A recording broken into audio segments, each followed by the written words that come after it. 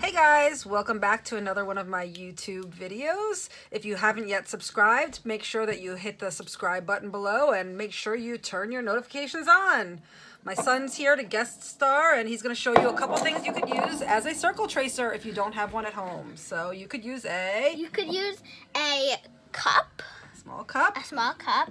You could use vitamins. You could use a coffee pot. Pod, like a K-cup or any kind of coffee pod. And then you can also use the lid of a jar. Okay, this one maybe is a little bit big, but if you could find a smaller one, that would be great. Can I have... Okay, so that being said, first thing I'm going to do is I'm going to take my circle tracer. If you guys are using a cup, then you will take it. I have another one. And you'll put it. You could also use a hand sanitizer bottle. Any kind of small bottle. Okay, so you're going to take that bottle and you're going to put it on your paper and you're going to trace around it just like it is a stencil or a circle tracer, okay? You're going to do your best to just trace lightly a circle. This one has a handle, so it got a little bit messed up, but pretty much made a nice circle for me, and I can erase anywhere or fill in later the parts that I didn't get quite to, okay? The next thing I want to do is I want to think about my light source. So I am going to say that my light is coming from about here.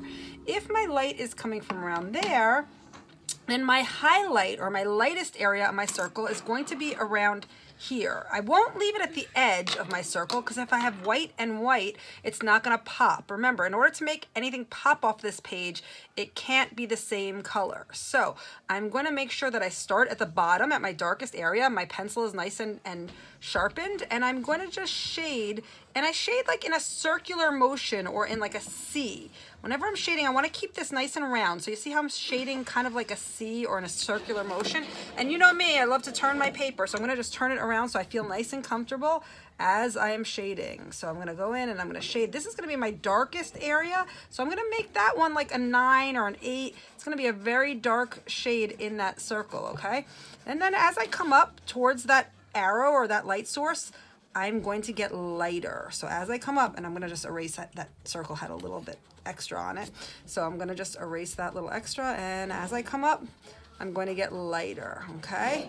And as I come up towards that arrow, you can see that my value that I'm using is getting to be now like a 4, a 5, a 4, and then as I get up to the top, a 3, and maybe like a 2 in this area over here, 3 or a 2. But I don't want that to be a white. I don't want that to be 1. Okay, remember my highlight's gonna be a little bit in further, and that's what's gonna help this sphere look nice and round. So then I'm gonna come around again, and then it's just gonna gradually go back to my dark. So again, now I'm more at like the 4, 3, gradually go to the 5, 6, and as I get down here, 7, 8, and again, could gradually get to my darker down here at the bottom. Now, once I've gone one time around, keeping that edge dark, now I want to come in for another circle around, okay? So I'm going to come into this dark area, but it's not going to be as dark. As I'm coming up towards the center of this circle, I want to get lighter and lighter. So I'm going to make it light, but I don't want to see where one shade ends and another begins. So I really want to do this nice and gradually. I want a nice gradual blend between my darks and my lights, okay? And then as I get up towards the middle, I'm going to get lighter and lighter. And again, I'm always staying with these semicircles, semicircular shapes, and I'm going to get lighter and lighter and lighter. Now, if you have the Tortillon that I gave you in your portfolio, you can use this to blend. We're going to show that a little bit later or in another video, not right this minute. But even without the blending, you can see that if you've shaded this nicely and you've gone from your darks to your light very gradually, you're starting to make it look like it is 3D. So you're starting to give it that appearance that it is 3D, okay? All right, so that is a basic sphere. You guys, the more you practice and also the longer you spend shading it, the better it will look, okay? So I guys want you practicing spheres today. Get a few spheres on your paper. Have fun, get it done.